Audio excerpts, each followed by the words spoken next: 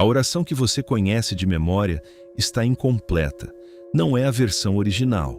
Não é o que foi rezado pelos primeiros cristãos.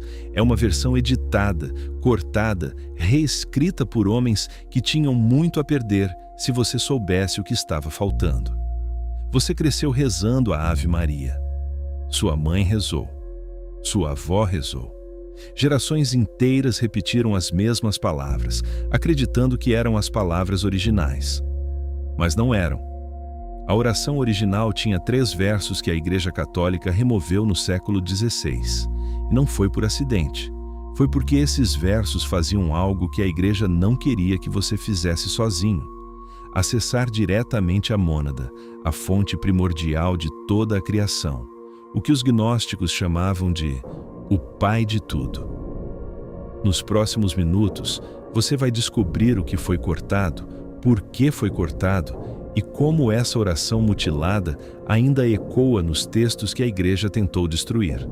Mas antes, você precisa entender por que isso foi possível. A maioria das pessoas acredita que a Ave Maria é uma oração antiga, intocada, transmitida do jeito que foi recebida. Não é bem assim. A história começa no século I. Os primeiros cristãos não tinham uma Ave Maria padronizada. O que existia eram saudações baseadas em 2 versículos do Evangelho de Lucas. A saudação do anjo Gabriel em Lucas 1, 28 e a saudação de Isabel em Lucas 1, 42. 2 fragmentos. 2 momentos distintos, separados no texto, que foram costurados juntos séculos depois. Por quem? Pelos mesmos homens que decidiram o que entrava na Bíblia no Concílio de Nicéia em 325 d.C.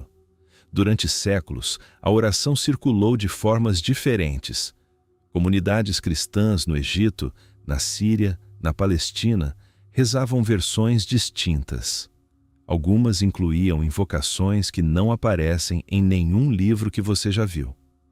Os textos recuperados de Nag Hammadi, descobertos em 1945, mostram que grupos cristãos do século II usavam formas de oração que incluíam referências diretas à mônada, ao pleroma, à luz primordial. Essas versões não eram heresia. Eram anteriores à versão oficial. Mas então veio o Concílio de Trento. Entre 1545 e 1563, a Igreja Católica fez algo que poucos livros de história contam com clareza. Padronizou tudo: orações, liturgia, sacramentos. A Ave Maria ganhou uma forma única, obrigatória, universal. A versão que existe hoje. O problema é o que ficou de fora. Manuscritos mais antigos da oração, preservados em bibliotecas monásticas do Oriente, mostram uma estrutura diferente. Não são 2 blocos como você conhece. São 5 partes distintas, sendo que 3 delas foram completamente apagadas da versão oficial. Por que isso importa? Porque o que foi removido não era ornamento, era instrução. Os versos perdidos descreviam um estado de consciência específico, uma forma de direcionar a atenção do coração para o que os gnósticos chamavam de mônada, o princípio único, indiviso, que existe antes de qualquer criação. Não o Deus pessoal do Antigo Testamento. Não a Trindade, tal como a Igreja definiu. Algo anterior a tudo isso. Pensa comigo. Se esses versos fossem apenas poesia devocional comum, por que removê-los? Por que padronizar com tanto cuidado justamente aquelas partes? Padronização não é preservação. Às vezes, é apagamento disfarçado de organização. Então, o que estava escrito nesses versos? Existe um conceito que os primeiros cristãos gnósticos conheciam há quase 2000 anos. Os valentinianos chamavam de mônada.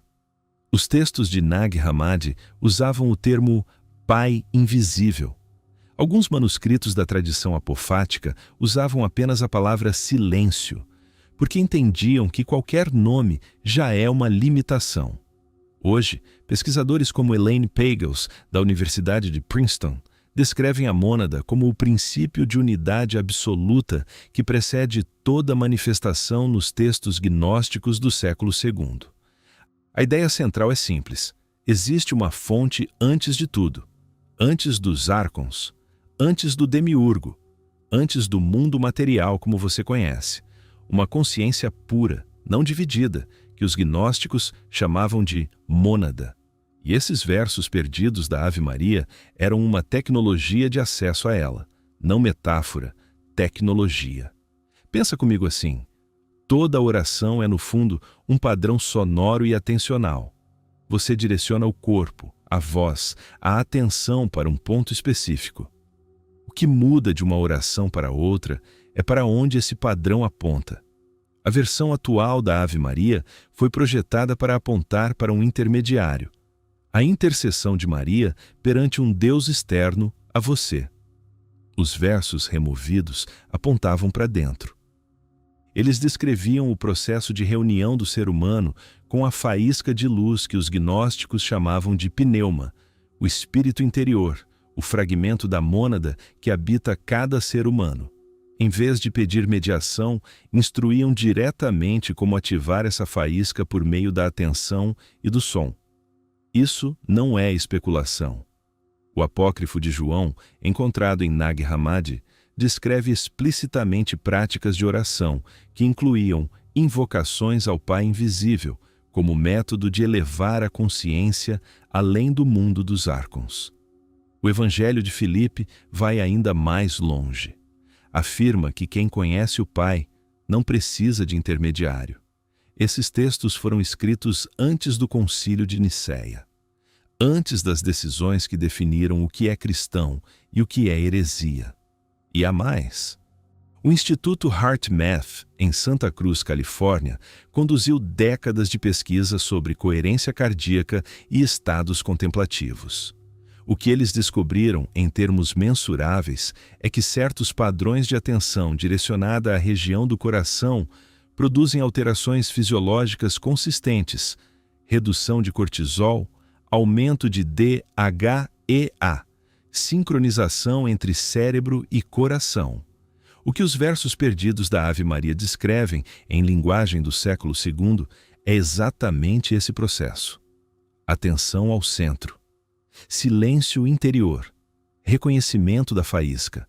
Aqui na Mentes Despertas, não apresentamos hipóteses sem provas. E as provas desse caso vêm de lugares que você não esperaria. Vamos começar pelo passado. No século II, existia uma comunidade cristã no Egito chamada Valentiniana, liderada por Valentino, um teólogo que estudou em Alexandria e depois ensinou em Roma por décadas. Valentino não era um marginal. Era respeitado. Chegou perto de ser eleito bispo de Roma. O que ele ensinava eram as chamadas orações de retorno, práticas específicas para conduzir a consciência de volta à mônada, atravessando os planos dos árcons.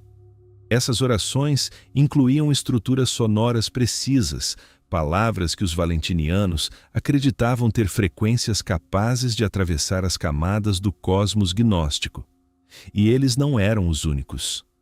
Os mandeanos, uma tradição que sobrevive até hoje no Iraque e no Irã, preservam orações do século I que seguem estruturas muito semelhantes. Comunidades essênias em Qumran deixaram fragmentos de prática devocional que os arqueólogos descrevem como orações de iluminação direta, tradições sem contato geográfico, chegando ao mesmo padrão. Ou isso é uma percepção humana muito antiga sobre como a consciência funciona. Mas talvez você prefira o que a ciência tem a dizer. Pesquisadores da área de bioacústica documentaram que sons produzidos pela voz humana em estados de concentração intensa, especificamente na faixa de 40 a 60 Hz, provocam respostas no córtex pré-frontal associadas a estados contemplativos profundos. Não é fenômeno espiritual, é resposta do sistema nervoso. Agora, presta atenção nessa parte. O relatório Gateway da CIA, desclassificado em 2003 após mais de 20 anos de sigilo, descreve em detalhe técnicas para expansão da consciência humana além das limitações sensoriais normais. O documento cita especificamente o uso de padrões sonoros repetidos e direcionamento da atenção ao centro do peito como métodos para alcançar o que chama de ressonância holográfica. O mesmo padrão: atenção ao centro, som, repetição. Os versos perdidos da Ave Maria descrevem exatamente isso. E não foi só um documento governamental. O Instituto HeartMath publicou uma revisão de 28 anos de pesquisa sobre coerência cardíaca. Os resultados mostram que indivíduos em estado de coerência cardíaca apresentam redução de 23% nos marcadores de estresse e produzem alterações no campo eletromagnético do coração detectáveis a até 1 metro de distância do corpo. 1 metro. O coração humano em coerência produz um campo que afeta o ambiente ao redor. Isso é dado publicado. Revisado por pares, os primeiros cristãos gnósticos chamavam esse estado de pneuma ativo. E as orações de retorno eram projetadas para induzir exatamente isso. Tem algo mais que quase ninguém conectou ainda. Em 1947, entre os manuscritos do Mar Morto descobertos em Qumran, havia fragmentos que estudiosos identificaram como pertencentes a uma tradição de oração matutina essênia. Um dos fragmentos, catalogado como 4Q504, inclui uma invocação que começa com uma saudação à luz, que precede toda a forma e termina com uma instrução direta ao rezador para reconhecer em si mesmo o fogo que não foi criado.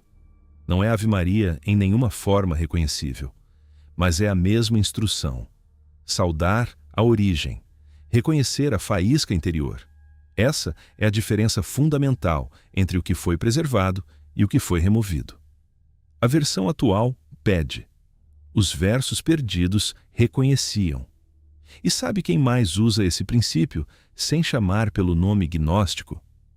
Programas de meditação adotados por empresas como Google, Apple e grandes corporações do Vale do Silício, todos desenvolvidos a partir das mesmas pesquisas de neurofeedback e coerência cardíaca. Líderes que falam publicamente sobre práticas contemplativas como ferramentas de desempenho.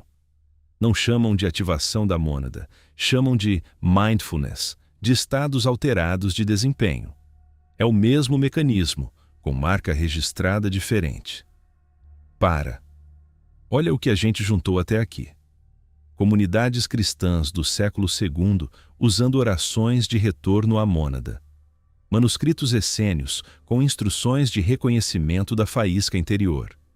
A CIA pesquisando o mesmo mecanismo em documentos confidenciais. O Instituto HeartMath provando que o coração em coerência produz campo eletromagnético mensurável. A elite corporativa moderna aplicando os mesmos princípios, com outro vocabulário.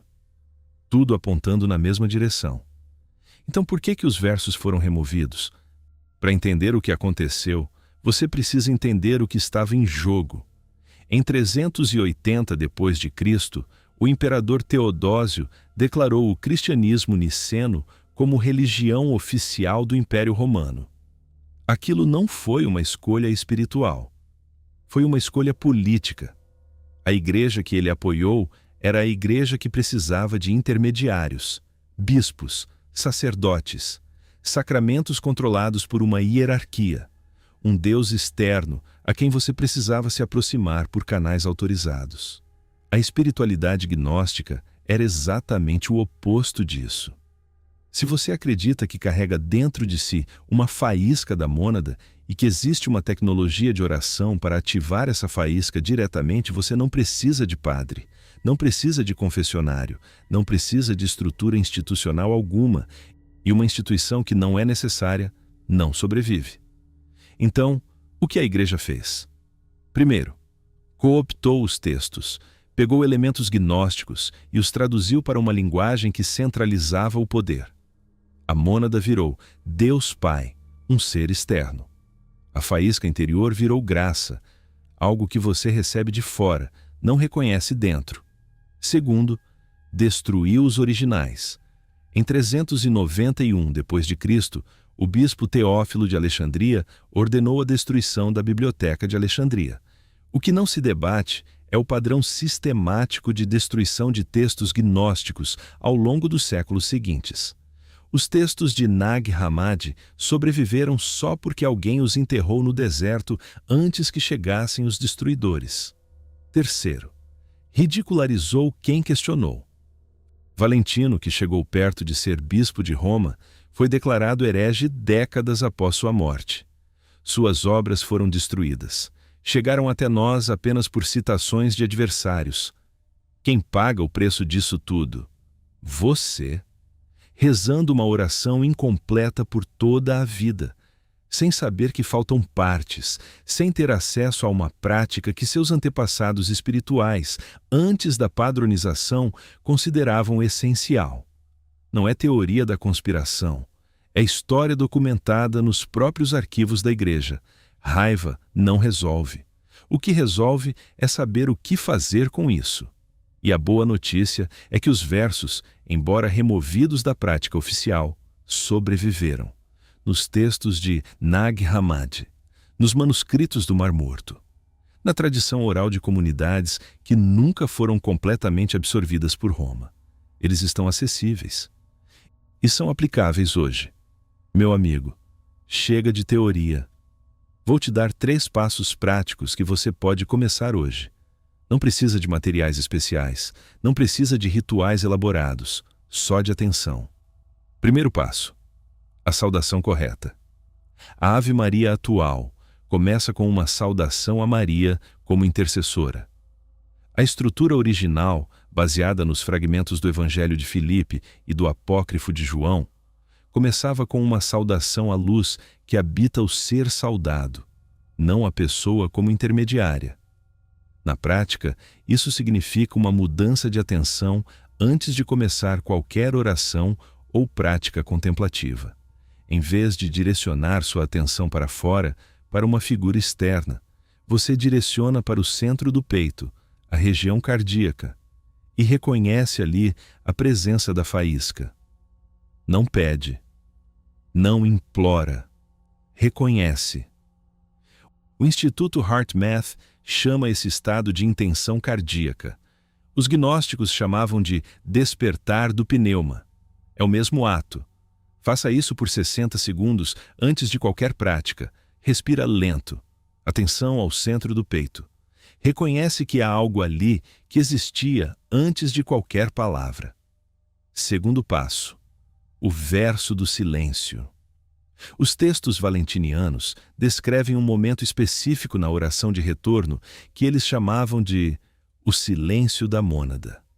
Era um período de não verbalização intencional no meio da oração, onde o rezador parava todas as palavras internas e simplesmente existia no reconhecimento do que havia sido invocado. A versão atual da Ave Maria não tem esse momento. É contínua. Palavra após palavra, sem pausa de intenção. Experimente isso. No meio de qualquer oração ou prática que você já use, insira um período de silêncio completo de 30 a 60 segundos. Não é pausa para lembrar as palavras seguintes. É pausa intencional, onde o objetivo é só permanecer no estado que as palavras anteriores criaram. A pesquisa do HeartMath mostra que coerência cardíaca profunda acontece justamente nesses momentos de quietude interna. O cérebro entra em estados de baixa frequência, teta e alfa, que os neurocientistas associam à percepção expandida. Os valentinianos sabiam disso 1800 anos antes dos neurocientistas. Terceiro passo: o reconhecimento final. O terceiro verso perdido era uma afirmação de identidade, não um pedido de proteção. Uma declaração de pertencimento à fonte. Algo no sentido de: sou faísca do fogo que não foi criado. Isso não é arrogância. É o que os textos gnósticos mais antigos afirmam consistentemente. Você não é criatura separada implorando a atenção de um Deus distante. É a expressão da mônada, reconhecendo sua própria origem. Adicione uma afirmação desse tipo ao final de qualquer prática. Simples, direta. Atenção a 2 erros que a maioria comete quando tenta isso. Erro 1. Fazer os 3 passos com pressa. A coerência cardíaca não é instantânea. Precisa de pelo menos 2 a 3 minutos de atenção sustentada para se estabelecer. Se você faz isso correndo, não está fazendo, está só recitando. Erro 2. Usar as palavras sem a atenção. Não é sobre o que você fala, é sobre onde a sua atenção está enquanto você fala. O que esperar? Nas primeiras semanas, uma sensação de quietude incomum durante e após a prática. Com consistência de 1 mês, vários praticantes de coerência cardíaca relatam mudanças mensuráveis em qualidade de sono, clareza de pensamento e redução de reatividade emocional. Não é magia. É o sistema nervoso respondendo a um estado que ele reconhece como natural. Vamos recapitular. Você entrou achando que a Ave Maria era uma oração completa, transmitida intacta por 2000 anos. Descobriu que a versão atual foi padronizada no século XVI, com 3 versos removidos deliberadamente. Viu as evidências.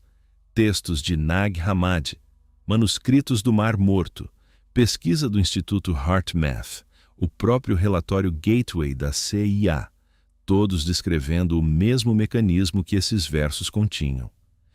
Entendeu por que foi removido? Porque acesso direto à mônada dispensa intermediários e uma igreja que não é necessária não sobrevive. E saiu com 3 passos concretos para restaurar esse acesso por conta própria. Você não é mais a mesma pessoa que clicou nesse vídeo. Agora você pertence ao grupo de pessoas que entende a diferença entre uma oração que pede e uma oração que reconhece. A pergunta é o que você faz com isso. Aqui na Mentes Despertas, a gente só arranha a superfície em cada vídeo. Tem muito mais sobre os textos gnósticos e a tecnologia de consciência que eles preservam. Nos próximos vídeos, vou entrar nos próprios textos do Apócrifo de João e mostrar exatamente o que eles ensinam sobre como os arcons operam e como a mônada responde. Se esse vídeo fez sentido para você, deixa a mônada nos comentários. Isso me diz que você está pronto para o próximo nível do que estamos construindo aqui. Se inscreve para não perder. Lembra, você não perdeu a oração. Você perdeu a instrução que a completava. Agora você tem de volta. Nos vemos no próximo.